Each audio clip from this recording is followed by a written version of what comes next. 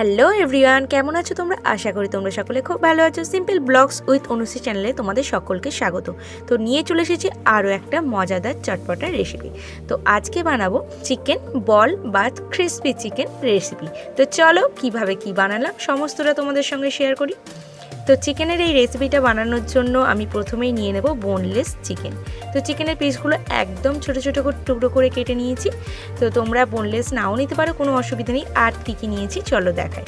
তো দেখো এখানে ধনেপাতা কুচিয়ে নিয়েছি, পেঁয়াজ কুচিয়ে নিয়েছি, আর নিয়েছি কাঁচা লঙ্কা কুচি, আদা কুচি ও রসুন। তো এই সমস্তগুলোকে দিয়ে আমি একটা পেস্ট বানাবো, তার জন্য এইগুলো এখানে কেটে রেখেছি। তো দেখো মিক্সির জারটা নিয়ে নিয়েছি, আর এর মধ্যে এক এক করে সমস্ত যে কোঁচানো সবজিগুলো আছে সেগুলো দিয়ে দেবো, দিয়ে একটা স্মুথ পেস্ট আমি বানিয়ে নেব।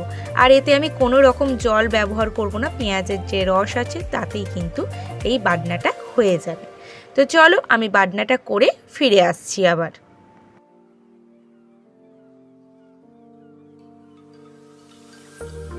তো দেখো পেস্টটা আমার বানানো হয়ে গেছে, আর পেস্টটাকে কিন্তু আমি একটা বাটির মধ্যে ঢেলে নিয়েছি। আর নিয়েছি এর সাথে এক টুকরো পাতিলেবু। তো 4 ভাগের 1 টুকরো নিয়েছি, তোমরা কিন্তু পাতিলেবুর বদলে এখানে ভিনিগারও ব্যবহার করতে পারো। তো চিকেনের এবার আমি যে ম্যারিনেশনটা করব, এবার তার জন্য চিকেনটা নিয়ে নিলাম। তো চিকেনটা নিয়ে তার মধ্যে যে আমি পেস্টটা বানিয়ে রেখেছি সেই পেস্টটা দিয়ে দিলাম, আর দেবো এরপরে পাতিলেবুর রস।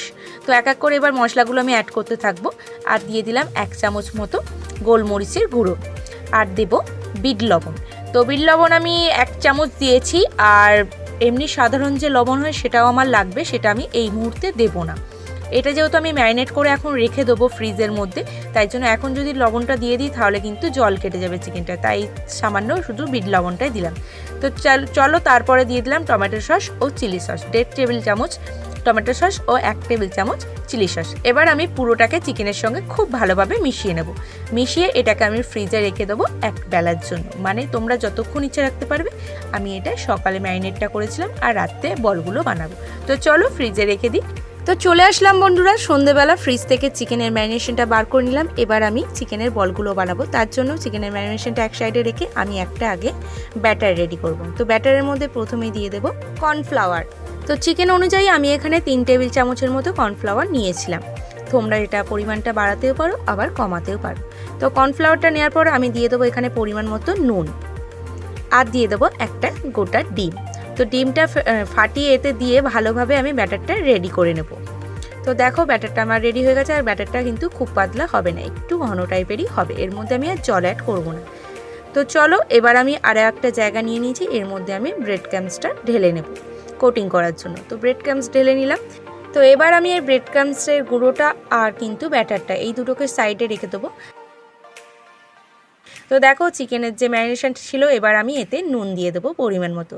তো যখন ম্যারিনেট করেছিলাম সামান্যই বিট লবণ দিয়েছিলাম, এবার কিন্তু পরিমাণ মতো আমি নুনটা দিয়ে দিলাম। তো নুনটা খুব ভালোভাবে মিশিয়ে নিয়েছি চিকেনগুলোর সঙ্গে। এবার আমি এখান থেকে এক একটা করে চিকেনের পিস নেব, আর আমি কর্নফ্লাওয়ারের গোলায় ডুবিয়ে আর ব্রেড ক্রাম্বসের মধ্যে কোট করে নেব। তো চলো কর্নফ্লাওয়ারের গোলায় ডুবিয়ে বেশি নাড়াচাড়া করবো না, নাহলে যে সাইডে যে মশলাগুলো লেগে আছে মশলাগুলো কিন্তু ছেড়ে যাবে। তো কোটিংটা আমি কিন্তু সিঙ্গেলই করেছি, তোমরা চাইলে কিন্তু ডবল কোটিং করতে পারো, তবে সিঙ্গেল কোটিংই বেশি ভালো লাগছিল।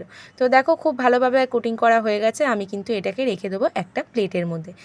তো এইভাবেই আমি কিন্তু সমস্ত চিকেনের বলগুলো বানিয়ে নেব। তো বন্ধুরা, কোনো ছুটির দিনে বা বাড়িতে গেস্ট এলে এরকম কিন্তু তোমরা চিকেনের বল বানিয়ে রাখতেই পারো বাড়িতে, আর তাদের কিন্তু বানিয়ে দিলে নিরাশ হবে না তোমরা প্রশংসা পাওয়া থেকে, এতটাই টেস্টি হয়েছিল। আর এই বলগুলো তোমরা কিন্তু সঙ্গে সঙ্গে না ভেজে স্টোর করেও রেখে দিতে পারো, 1 সপ্তাহের মধ্যে রয়ে যাবে, কোনো অসুবিধা হবে না।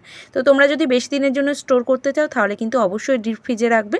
ডিপ ফ্রিজে রেখে তারপরে কিন্তু তোমরা 2-4 ঘন্টা পরে সেটা ডিপ ফ্রিজ থেকে বার করে নর্মাল ফ্রিজে রাখবে। আর না হলে যদি 1 দিন বা 2 দিনের জন্য স্টোর করতে চাও তাহলে কিন্তু তোমরা নর্মাল ফ্রিজে রেখে দেবে। তো দেখো প্রতিটা বল আমি বানিয়ে নিয়েছি। তো আমি রেখে দিয়েছিলাম এটা 1 দিনের জন্য স্টোর করে, মানে পরের দিন এটা ভেজেছি। তো তোমরা নিশ্চয়ই আমার আগের ব্লগে দেখে নিয়েছো, বার্থডে ব্লগে, যে আমি বানিয়েছি। তো রেসিপিটা তোমাদের সঙ্গে তখন শেয়ার করা হয়নি, এখন আমি রেসিপিটা শেয়ার করলাম। তো দেখো পরের দিনে আমি কিন্তু ফ্রিজ থেকে বার করে নিয়ে চিকেন বলগুলো বের করে নিয়েছি, আবার একটা থালার মধ্যে সাজিয়ে। আর এইগুলো অবশ্যই ভাজার কিন্তু 1 ঘন্টা কি 2 ঘন্টা আগে ফ্রিজ থেকে বার করে নিতে হবে। তো চলো এবার আমি সোজা ভাজবো, তাই জন্য কড়াইটা বসিয়ে কড়াইতে দিয়ে দিয়েছি সাদা তেল। তো তেলটা তেলটা খুব ভালোভাবে গরম হয়ে যাক, তারপরে কিন্তু আমি এক একটা করে চিকেন বল ছেড়ে দেব তেলের মধ্যে। আর অবশ্যই কিন্তু ফ্লেমটা এখানে কিন্তু লো রাখতে হবে, কেননা চিকেনটা কিন্তু আমাদের কাঁচা অবস্থায় আছে। তো আগের দিনে আমি পনির কাটলেট খেয়েছিলাম তোমাদের, তাতে কিন্তু মশলাটা সম্পূর্ণটা রান্না করা ছিল, তাই জন্য কিন্তু বলেছিলাম হাই টু মিডিয়াম ফ্লেমে রাখতে গ্যাসটা। কিন্তু এটা কিন্তু চিকেনটা সম্পূর্ণটাই যেহেতু কাঁচা, তাই জন্য একদম কিন্তু লোয়েতেই গ্যাসের ফ্লেমটা রাখতে হবে। তো চলো আমি গ্যাসের ফ্লেমটা লোয়ে রেখে চিকেনের বলগুলো আমি ব্রাউন করে ভেজে নিয়ে ফিরে আসছি।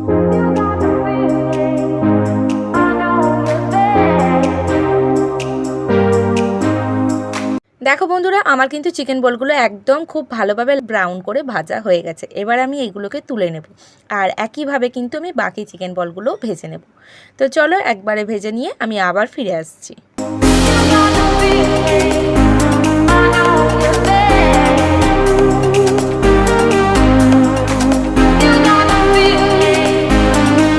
তো বন্ধুরা, দেখলে তো কত সহজে তৈরি হয়ে গেল এই চিকেনের বল।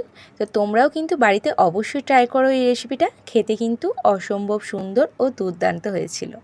তো আমি পরে তোমাদের ভয়েসটা দিচ্ছি, তাই জন্যই আরও বলতে পারছি। আর আমি একা নয়, বাড়ির সকলেই বলেছিল। তো চিকেন পকোড়া তো আমি প্রায় সময়ই আমরা খেয়ে থাকি, তো এইভাবে কিন্তু চিকেনটা একদিন বানিয়ে দেখা যেতেই পারে। তো ফার্স্ট টাইম আমি এটা ট্রাই করলাম মাথা থেকে বার করে। তো কেমন লাগলো আজকের রেসিপিটা অবশ্যই জানাও। আর একবারে আমি এই প্লেটে সাজিয়ে নিয়েছি চিকেন বলগুলো টমেটোর সসের সঙ্গে, আর সঙ্গে কিন্তু স্যালাড হলে মন্দ হয় না। তো এগুলো তোমরা রায়ের সঙ্গেও খেতে পারো, তবে টমেটোর সসের সঙ্গে বেশি ভালো লাগছিলো। তো আজকের রেসিপি কেমন লাগলো অবশ্যই জানিও কমেন্ট বক্সে। আর ভালো লাগলে অবশ্যই কি করতে হবে সেটা তোমরা জানো, লাইক কমেন্ট শেয়ার। আর চ্যানেলটা তো সাবস্ক্রাইব অবশ্যই আগে করে দেবে, আর নোটিফিকেশান বেলটাও কিন্তু অন করে দিও নেক্সট ভিডিওর জন্য, যাতে তুমি সবার প্রথমে নেক্সট ভিডিও আর নেক্সট রেসিপি যে কোনোটা আগে দেখে নিতে পারো। তো চলো আজকের মতো টাটা, সকলে ভালো থেকো, সুস্থ থেকো।